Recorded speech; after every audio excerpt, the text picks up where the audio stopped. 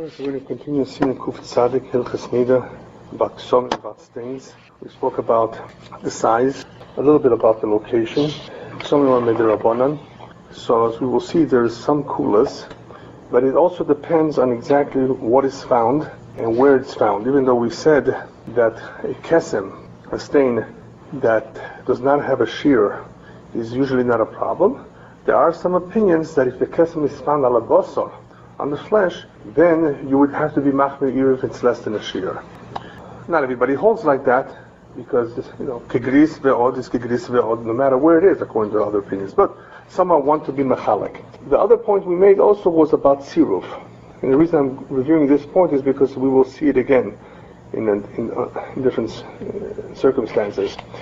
Siruf of tipo and tipo. Sometimes there may be small spots. And each one, of course, is not the shear, but the question is, do you combine all the tipas? If they, of course, would make a difference, they would become a shear or not. And some say not. She's still tahara, because we say that every tipa in itself can be attributed to a qinan. However, some say that's only true if it's agabe chaluka. But if it's agabe besara, if you find it on the basar, then you would be mitzaref, or you would be combining all of the spots into the shear. So some want to be medayik from this, that is true even according to the first svor, the first opinion in Siv Vav, that is mekel, that is lenient with the shear of gris, even if it's agabe besara, that it would still have to be kashir. Nonetheless, when it comes to tziruf of tipin, you would be metzaref all the tipin if it's agabe besara, because to attribute kinim to the basar is not as easy as to say, well, on the choluk, on the garment, it could be that we can attribute it. But agabe besara, there's a good chance that it is dam from her own body, and so we would be machmir and we would be metzaref those tipin if it's agabe besara. We did also say that shape does not make that much of a difference in how it looks like. Even if it's an unusual type of shape, still, we attribute it, if it's in the wrong place, of course. Wrong place, I mean, if it's in a place that is keneged based torfo, she would be tmeya. And we don't say, well, in oimim ilu notov min haguf lo hayat chazeh. In other words, if it's in the actual location where we suspect that it could have come from there, assuming that it has the shear, of course, even though it has an unusual shape, we say, well, listen, it's around there, it's expected it would leave its mark, since it's close to there. So even though it's a little bit unusual in the way it appears, we don't say that it's from something else. So that would not exempt it. Shape would not exempt the stain. What does exempt, other than the shear, is something that we will discuss in Sif Yud and Yud Aleph. We spoke about the general idea, a particular kesem comes from her, from the woman, or it could have come from something else, kinim, as an example. However, there are other situations. A ketem can come from a petza, it can come from an injury. A ketem can come because she was misasik, she was busy with all kinds of things that can produce that colorization or the actual blood. She went by the butcher and she got stained. In other words, it can be that the ketem has come from other sources besides kinim. Here, however, we're going to actually discuss exemptions, true exemptions that the Chacham say that on these cases a kesem does not even apply at all. You don't have to attribute it to anything. They were actually mekel, and that is a kesem that is found on a davar she'eino mekabel tumah, on something that does not become tomeh, unclean, and if it's found on a garment that is colored, let's say green. So we'll talk a little bit about that too, why the Chacham were mekel. But just to make it short, I just want to bring out that all of this is taken from the sugyas. And sometimes what's interesting is a posek, a rishon, may not necessarily go according to the maskana of the Gemara. We don't know why he chooses not to go according to the maskana of the Gemara, or he understands the maskana differently, or he chooses to follow Tosis pshat in the Gemara, or Rashi pshat if it's a little bit vague. So that is why you may have, you will see from time to time, and especially in the following halachas, you have rishonim who are being choylek, even though it is obvious from the Gemara what that halacha should be, or at least we think it's obvious, because it could be that one Rishon goes like one man de Omar and the other Rishon goes like the other man de Omar. But wait a minute, why did you choose him and not the other one? Is he the final conclusive opinion? So sometimes it's not clear what is the conclusion of the Gemara, and that is why we have different opinions. But basically what we have in Sif Yud is the Gabe Kesem Shenimtza al Dovo She'eno Mekabel Tumah. The stain was found on something that is not Mekabel Tumah. There are certain objects that do not become Tomeh. We will also be discussing materials that do not become Tomeh, that do not accept Tumah. And that's important, especially nowadays that we have nylon, we have plastic, that we have to know what is the status of something found on those particular materials. After all, certain pads are made out of these materials. So what happens if the stain is on that? Now, does it make a difference, the fact that the pad is right underneath? According to the Chassam Sofer, yes. Forget, the color. It's underneath, right? So it may not make a difference, according to some. What does it make a difference? If it's mamish be'oiso mokom, the pad. So then...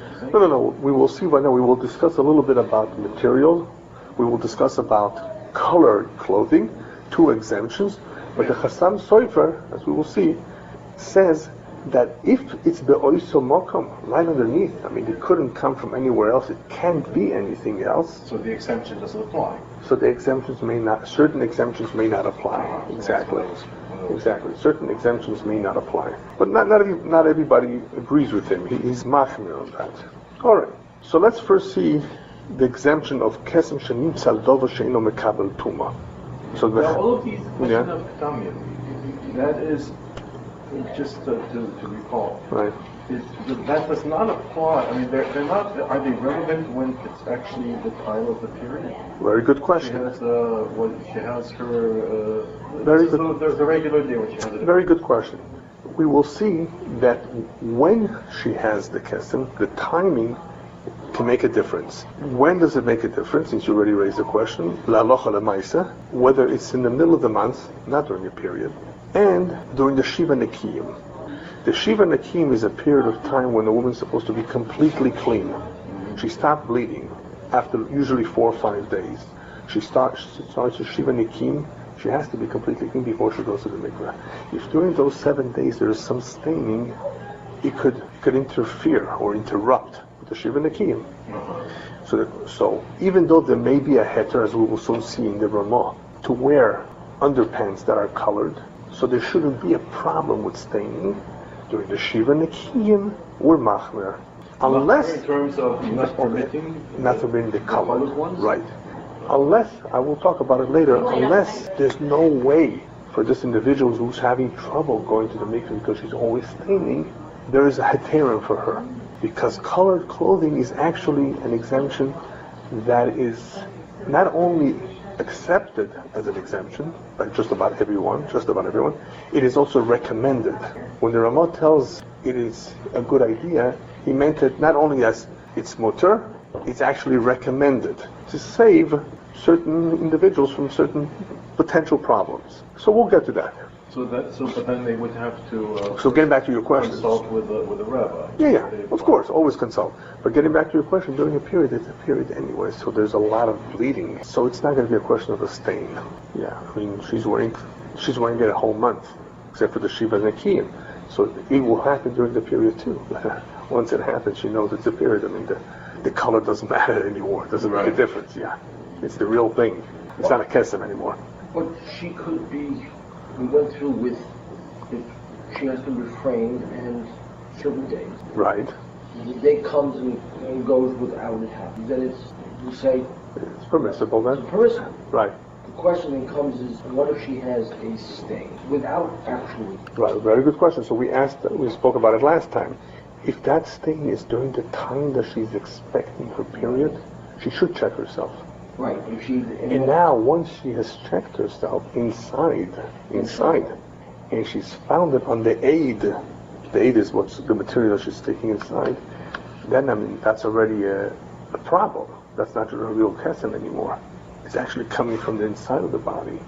But that is the advisable thing to do if she wants to know if this is the onset, especially if she's expecting it. Otherwise, why she should be checking inside? She may be cleaning from the outside and sometimes discovering a kesem. That's something else. But to check inside, there has to be a reason why she would want to check inside. So should she check from time to time inside? Well, during the period, yes. Right. So kesem, right now we're not talking about, the first halacha is about dover she'eino mekabel tuma. So if a kesem was found on an object, she'eino mekabel tuma. Now what would be an object she'eino mekabel tuma? The typical object that I can think of that is very, very easy to identify with is a toilet seat. Now, what is it about the toilet seat protects it against? Well, it could be either the material or the fact that it's part of the ground. That would be even the case in the When we talk about karka oilam, that is not a kabel tuma, we're talking about the ground. The ground. What about the... So let's say a stain was found there. Third floor of an apartment building. Same thing. Doesn't make It's also called karka. Yeah, it's called karka, exactly. So kesem that's found on something which is not a kabel tuma. Why would it be karka island if it's up on the third floor as opposed to just not makabel tuma? Well, Because it's porcelain. well, that's just a term that's used to describe the ground. That's not kind. In order for something to be makabel tuma, it has to be a keli. It has to be, and it has to be made of certain materials that render it. But in this case, it's the material it's not makabel tuma. So then why would we worry about whether we call this thing karka olam? If it's Something that's attached to the ground, something that's not movable. anything that's not movable? Well, it's not a keli. Yeah, if it's attached, there are certain conditions that in Hilchos Tuma, something that is attached gets the same status as to what it is attached to. So then the carpeting, Right. So imagine, because the carpeting is nailed right, on the edge to the building, right, and then the building is nailed on the floor, Right. and it's part of the building. So actual done right, on the carpeting is irrelevant. right. Exactly. Yeah, that's correct. The same thing should go for the wall. Yeah. Right. Yeah. There's only a little bit of a deal from that, because if you look at the machlokes between the Rishonim and the Poskim, who talk about this din of dover she'eino mekabel tuma, as to why there is such a heter, which we'll talk about next. There's an important detail that according to some Poskim, according to some Rishonim, Tosis, and others, if something is mekabel tumas negoim, from nega, from the various various plagues, leprosy, however you want to call it, it would still be shayach for it to be mekabel tuma of dam. Okay.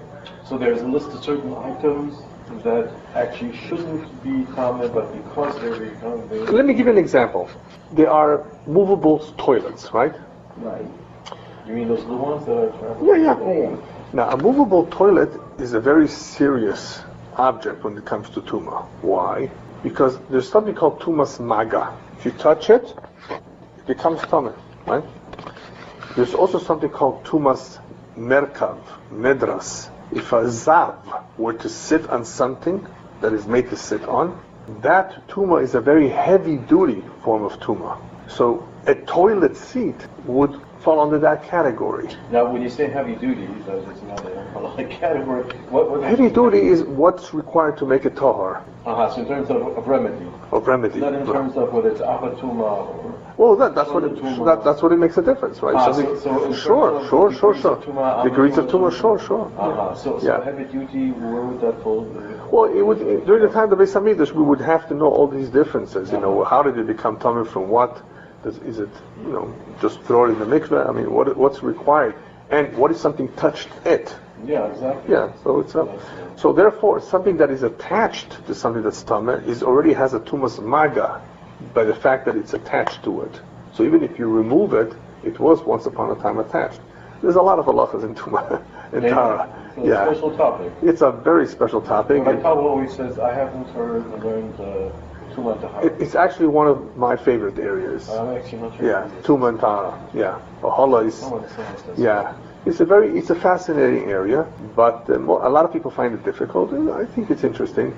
And if you dismantle something, it could be you're dismantling, the tumah is gone, it disappears because it's no longer a royu. Exactly. So there's a lot of it. So would you should be an expert on these Abba Tumah, Shonda Tumah? Yeah, well, a little bit. Anyway, a lot of this you can find in Maseches Kelim, Yeah. which is along with Maseches Mishnayos. There's no Gemara on that. All right. Yeah, Mikvaot also. Exactly, sure. Yeah. Mikvaot also. Yeah. Sure. So anyway, so kesem shenitza al dover she'eno mekabel tuma. Lo gozru. They denied the decree. Okay, I'm going to come back to that. Ketzad, for example, botko karka oilom, o beisa kisei. As you can see in the parenthesis, she'eno mekabel tuma. She checked. She got up, she checked. O kol dover she'eno mekabel tuma. Anything other than, even if it's not a karka, it's not mekabel tuma. She sat on the umotzo bo kesem. She found a stain. Or v'chein kesem shenimtza al beged savua. Or if she found a kesem on a colored garment, tehoira. So these are the two that are considered tehora. In other words, davar she'eno mekabel tuma and beged savua. Whereas in Yud Aleph, we will see that it makes a difference also the location on the physical body where she found it. Which, will, if we have time, we'll get into that real quickly. This is if she sees it on that object, not on her. Right. Exactly. Right now, we're not talking about on her. Only on the object. Right now, on two exemptions, on an object, whether it's a davar she'eno mekabel tuma or a colored garment. Now, so before we see the Ramah inside as far as the advice, let's go a little bit to the reasoning behind it. Machlokes Rishonim. Some say that the time of the kula of a kesem or gabe davar she'eno mekabel tuma, Tosfos says, if for whatever reason a kesem falls on something, on an object, it's tohar ala isha gamkin lo gozru tuma. As I explained last week, in other words, if the halacha is, remember, this was an halacha for tuma and tahara as well, not just for isha. I don't understand the logic of it. Yeah. So this is the gzera. In other words, if something does not become tameh as a result of a kesem falling on a certain object, they were not goizer that tumah would apply to a isha as well. That's what Tosfos says. Since usually a kesem is metameh, either one of the two, the Chachamim didn't want to make a cheluk, and they said, well, if it is here tameh, it's here tameh. If it is here tahor, it is here tahor. They wanted their migdoisehem to be shaveh.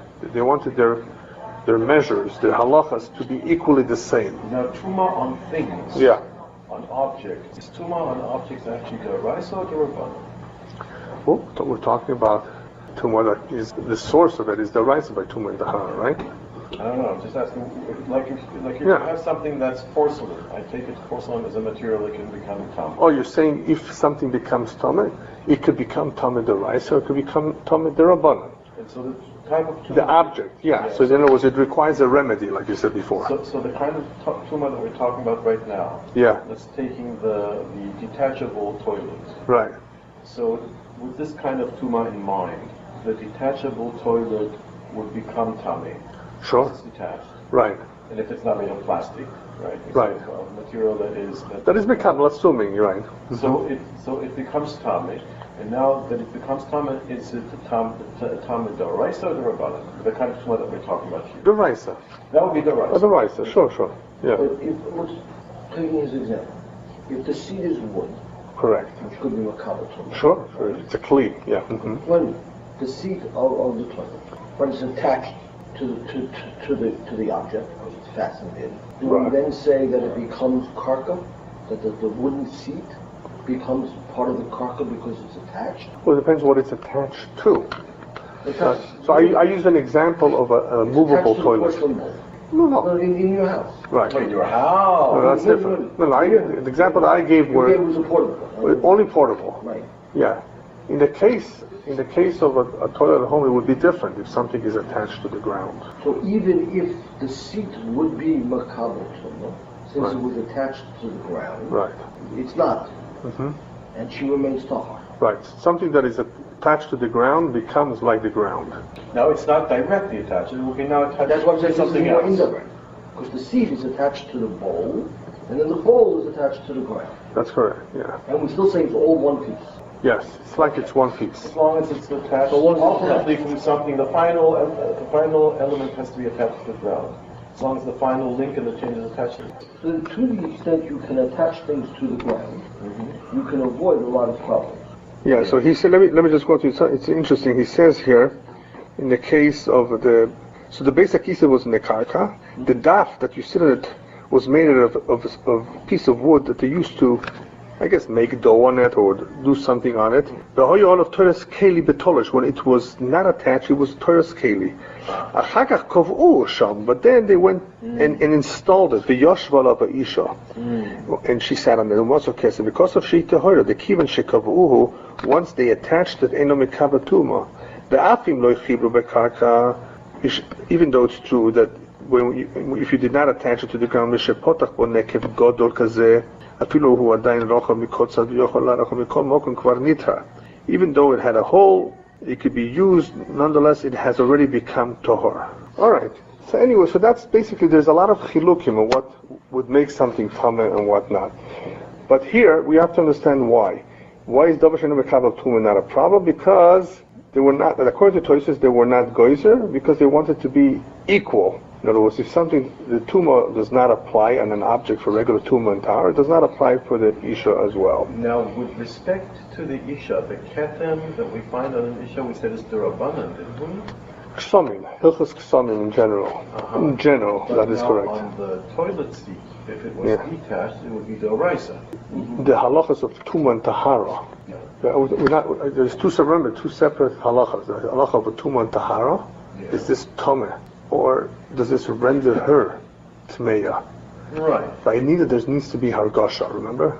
Sensation. In addition in order for it to be qualified as Dam Tomeh, even though it's coming from the Makor, it has to be Hargasha. Otherwise, we hold that it's not Tomeh Doraisa. So in other words, if the blood fell on the toilet seat, but she had no Hargasha, the toilet would not be Tomeh Doraisa.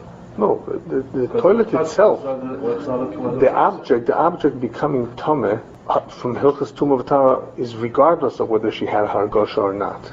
But what touched it would not be a Tumah Doraisa because she had no Hargasha. No, it's coming from a Makor that is Dam Tomeh. So even if she had no Hargasha, right. it would become Dam. That's correct, yeah. But with respect to her, the same Dam would not be. The halacha was different, right? The halacha is different. So the same blood is considered a Dam Tameh Doraisa with respect to a detached toilet seat, and it's not considered a Tumah Doraisa with respect to her body? Right, because it's only a ketem and not Dam that comes with Hargasha.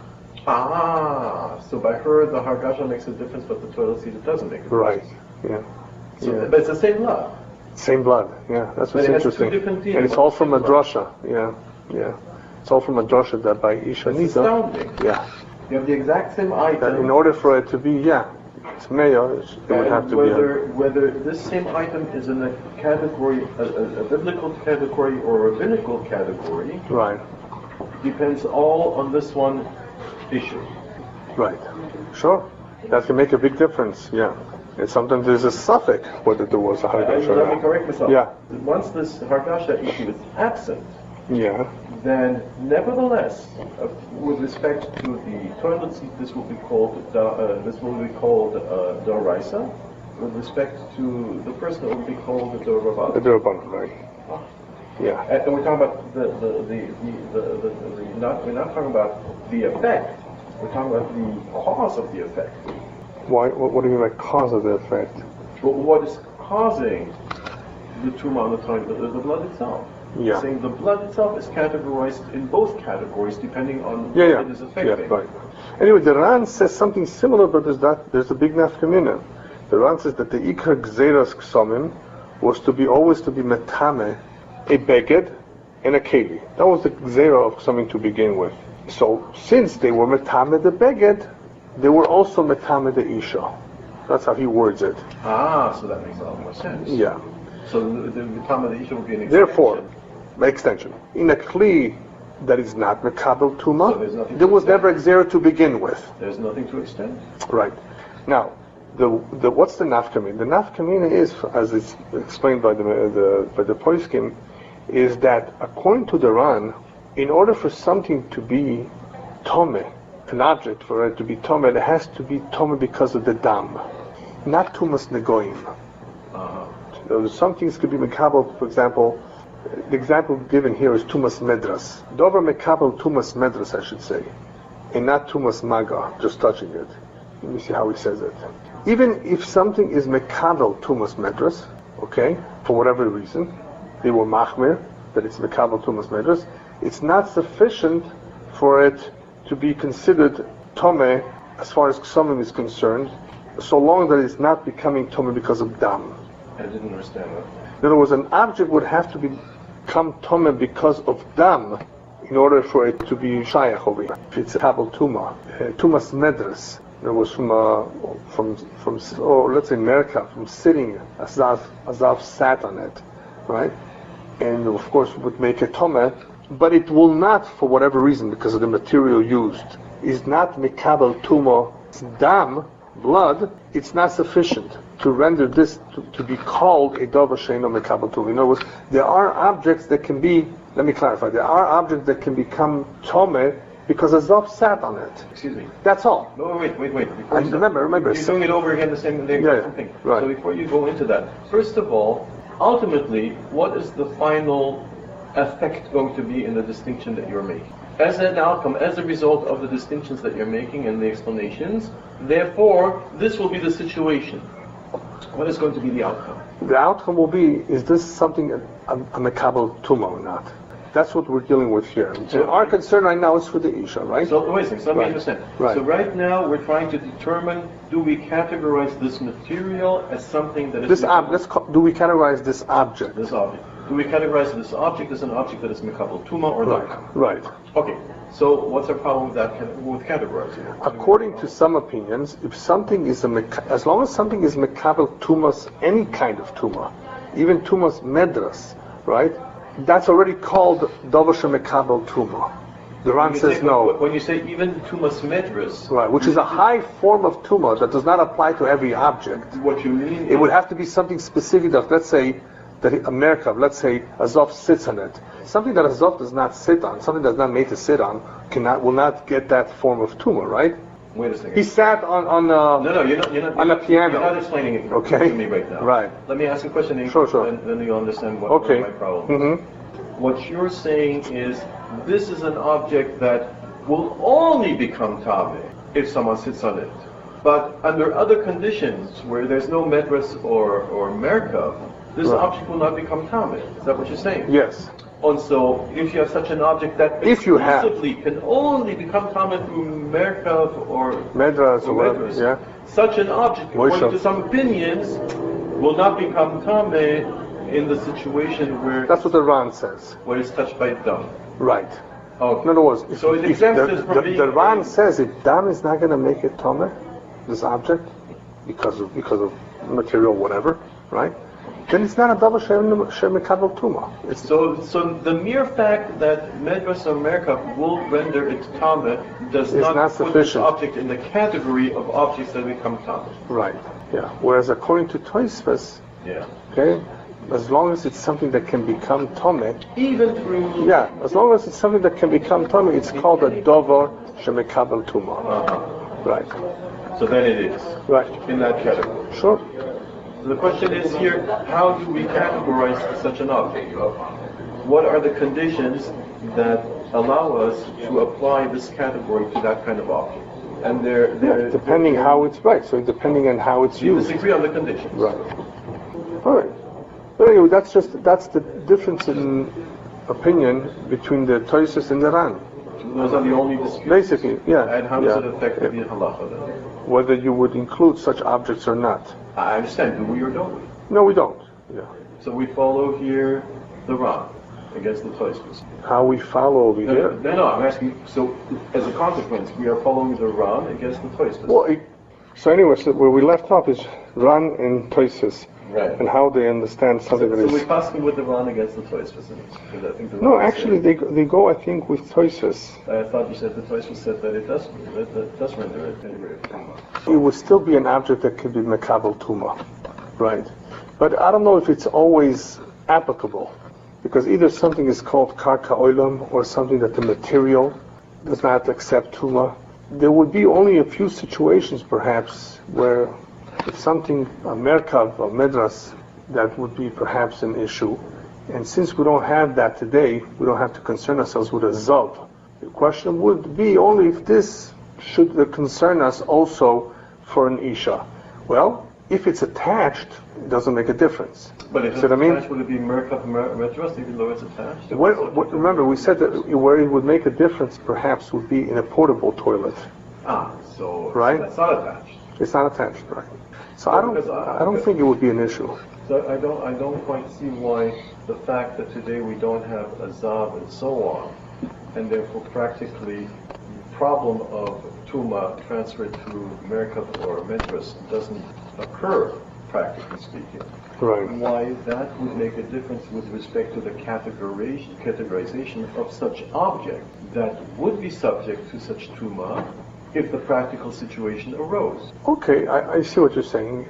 The fact that we don't have a Zov or a Zava today, it's the Tuma and Tahara halachas that apply to Zov and Zava, is significant in that we don't have to worry about their Tuma. I'm not worried. Yeah. But nevertheless, the categorization was established. The categorization would not really change either. It's just that, it won't change. It's just that because we are only concerned with the Tuma of an Isha, not a Zav and a Zava, something that would be categorized as Davar Shemekabel Tuma because of a Zav, right? Once it's attached to the ground, it wouldn't make a difference. And that would be true even by a Zav, no? When there was a Zav. That once it's attached to the ground, it wouldn't, or would the fact that... I see what you're saying. It won't make that much of a difference as far as the object is concerned once it's been attached. All I was trying to say is that the halachos of Tuma and Tahara do not concern us today when it comes to something that is Tomei Medras or Moishav or Merkav so much. I understand that. But categorizing it as an object that it qualifies for Davar Shem Mekabel Tuma, it wouldn't make a difference. You're right. Either it is or it's not. Yeah, right, sure.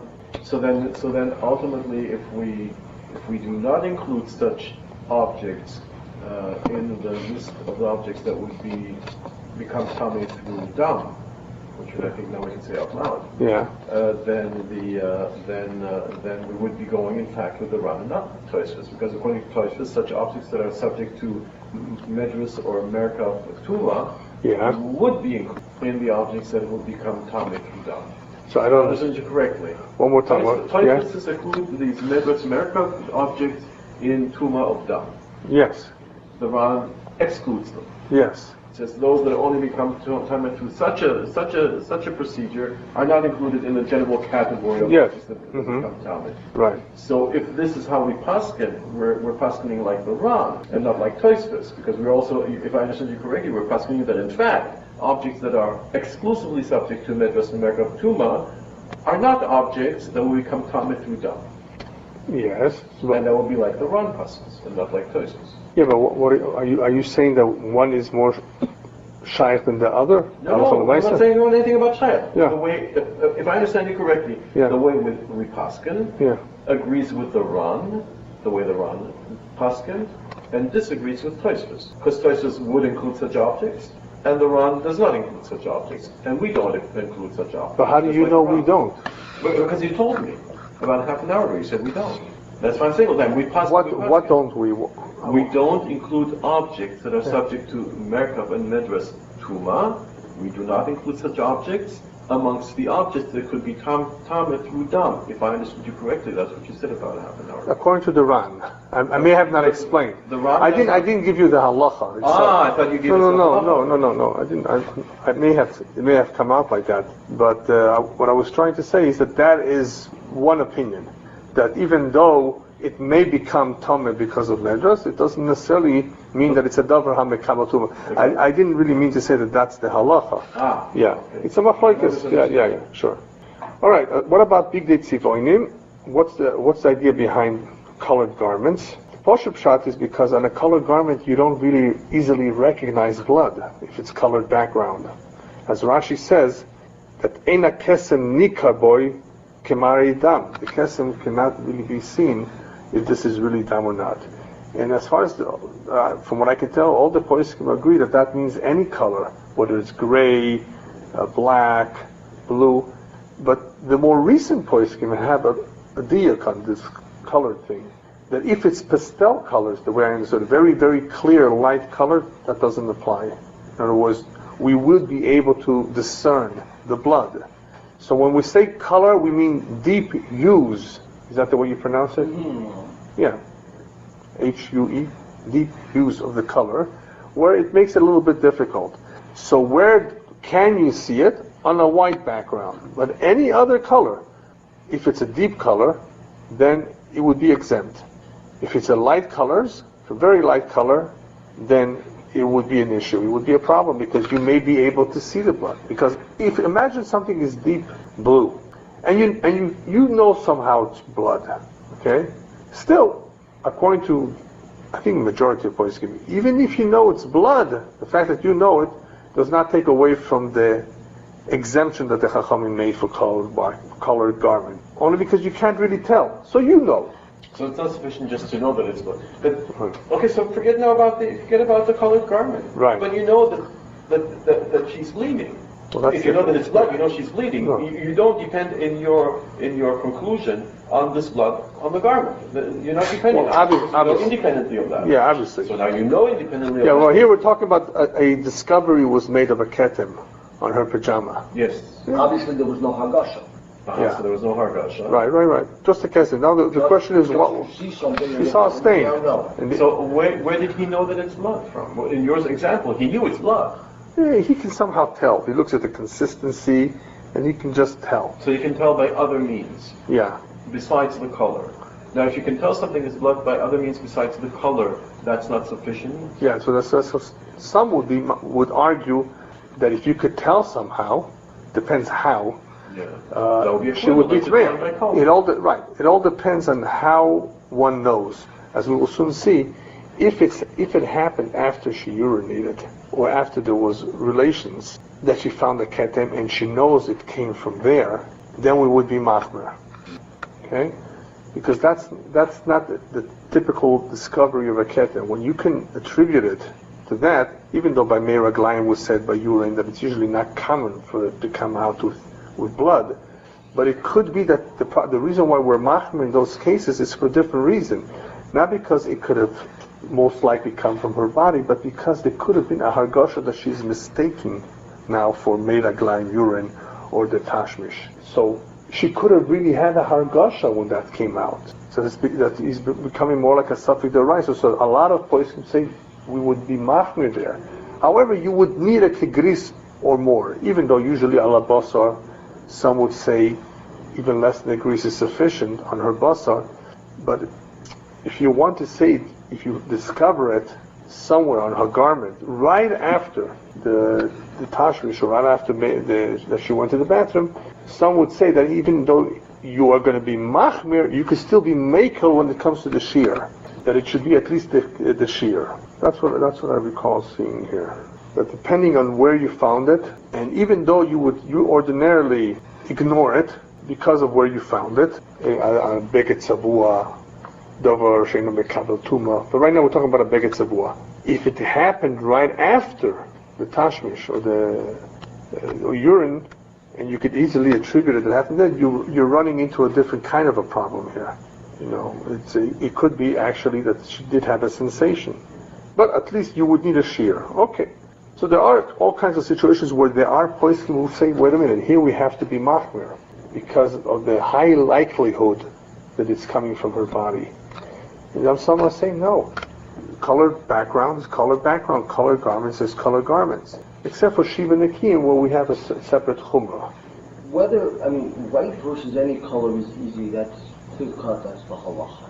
Yeah. There are, even within pastels, when you work your way towards dark colors. Yeah. How, considering it's a continuum with no definite break between the palest of the color and the darkest of the color. Yeah. Are the poskim who say pastels are one thing and dark is another, how do they make that distinction between what's considered to be dark color and what's considered to be pastel color? Well, I use the word pastel, but they use the word clear color. It's a very, very light shade of a color. Where do they draw the line? Where do they draw the line? Because it's a continuum of color. Yeah. There's no fine demarcation line there. Right. I didn't see anybody drawing the line. I guess that's something up to the judgment of the Rav who's checking this out. If it's a very clear light color, then you see it's red. So the color background is not affecting it really. It's not like you have to guess. When you apply red on any other background, I mean, you're not going to get pure red, right? That's the science of colors, combining colors, you're going to get a different color. You're going to black out some colors as a result of that. So I guess it would have to be up to the eyes of the beholder. So in other words, a rabbi who's colorblind does not qualify to... No, I don't think so. No. Especially if the material Yeah. is green. Anyway, the Rambam and the Rosh are makel when it comes to colored clothing. The Ramban is the one that's machmir here. The Rashba, I think Mikvaot was also makel here. And all of this is because they were makel, as the Gemara points out.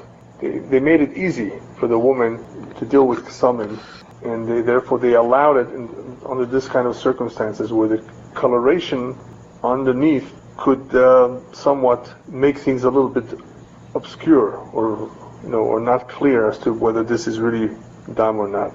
The truth is, today with the smartphones and so on, if you have a white background, right, it should be possible to create applications that very, very precise in identifying some... So that's why the person You're still point... going to have some distortion Yeah.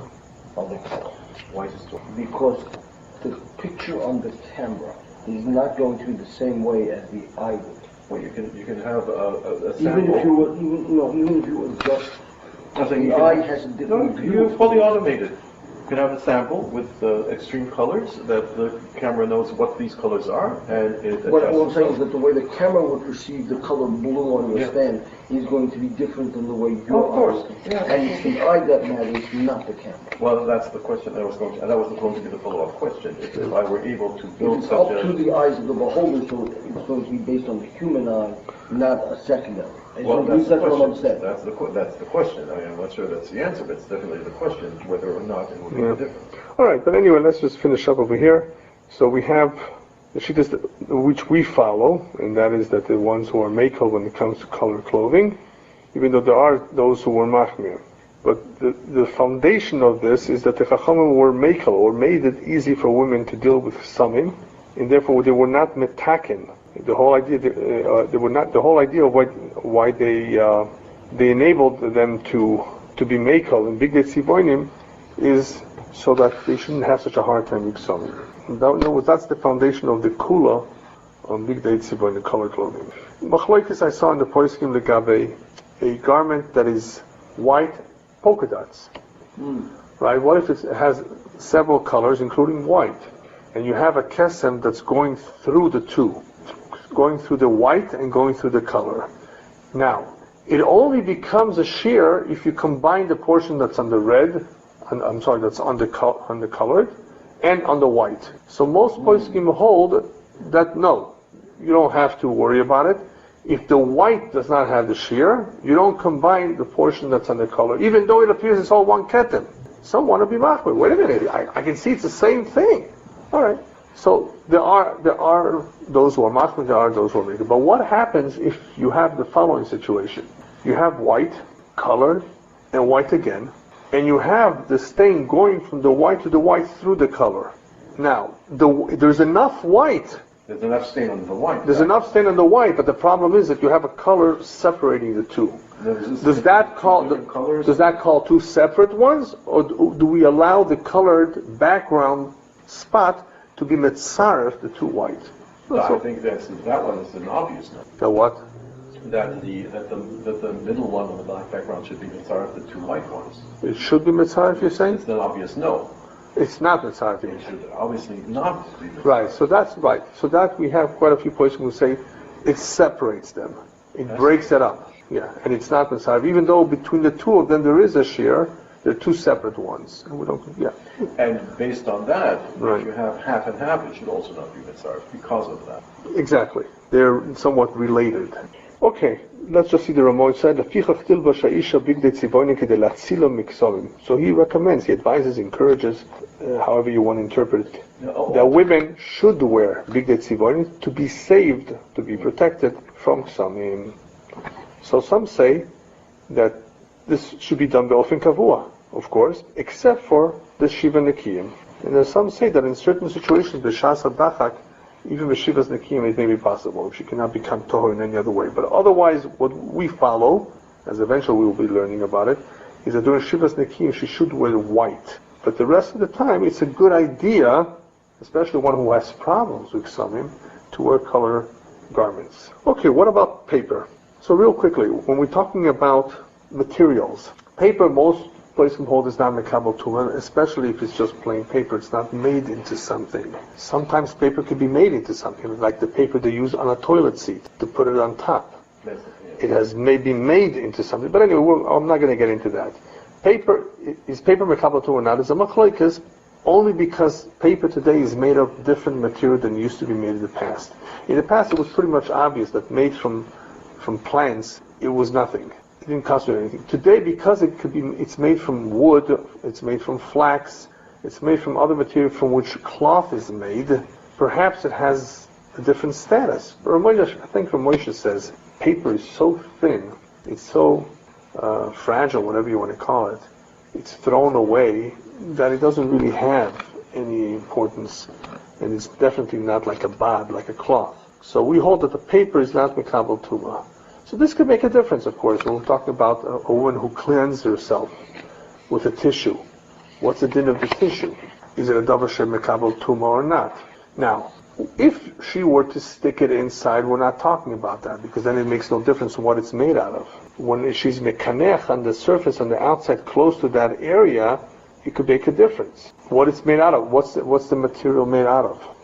So the halacha is, it doesn't really make a difference, because if she cleanses herself over there, then it's pretty much she's cleaning any dam that was on her basar. It wasn't, as opposed to something falling, dripping on the paper. When you intentionally clean that spot, that means you were cleaning dam that was already. You lifted it off the basar. It's not that it fell on the davar she'eino mekabel tumah. So that's where there's a little bit of a difference. And let's say she used a colored piece of paper, same thing. I think with a beged savua, if she cleansed herself with a beged savua, there some are mekel too. Because in the end, where are you finding it? You're finding it on a colored background. So even though you're picking it up, you're removing it. I'm not talking about inside, but on the outside, and it's not actually falling there, so you're actually picking up blood. But in the end, sof kol sof, where is this blood on? It's a colored garment. Is that because in order for whatever you picked up to be a problem on the skin, it would have to be identified without question as blood once it's on the cadaver? Yeah, because there would be, in this case, there would be a difference between a davar she'eino mekabel tumah and beged sivonim. In a davar she'eino mekabel tumah, so what? That it's a davar she'eino mekabel. You actually picked it up. But the kula of bigdei sivonim, color garments, is an easier kula in some ways, because in the end you can't tell. So it could be in that. Whether it's blood or not. Right. It could be in that case you would still have the kula even though it's al basara. That's very interesting. Yeah. Anyway, there's a diyon in the poskim if a isha checked where she was, the karka, and there was nothing there, and after she got up, she found that there was dam, and she knows for sure that it came from her, so she's tehora, right? Because it's karka oilam. But if it was, we actually said it before, if it was after she urinated, or after tashmish, since it could be that she could have felt something, and she didn't realize that she was really feeling blood, she attributes it to something else, and this it would be a chash of a tumah d'oraisa. So, in the regular case where we're dealing with karka oilam, even though it was clean before, and then she got up and she sees blood, we said that's fine because it's davar she'eino mekabel tumah. However, if it turns out that this is after she did something, in other words, like there was tashmish or there was atalas mei raglayim, she urinated, over there it could really be a safek d'oraisa. So because of that, I think in those cases a lot of poskim, I think even the Bedek HaShulchan, the Badei HaShulchan, I think he's also machmir in that case, that we wouldn't be lenient if she discovers it right away, even though it's something which is not mekabel tumah. So we have the general guidelines of davar she'eino mekabel tumah or bigdei sivonim, but there are times Well, there are some poskim that would be machmer on that too. Like we said with Chasam Sofer, the Chasam Sofer was very strict if it's the panties. Whereas there are situations, and we will see in the next seif, that it all depends on where she sees it on her body.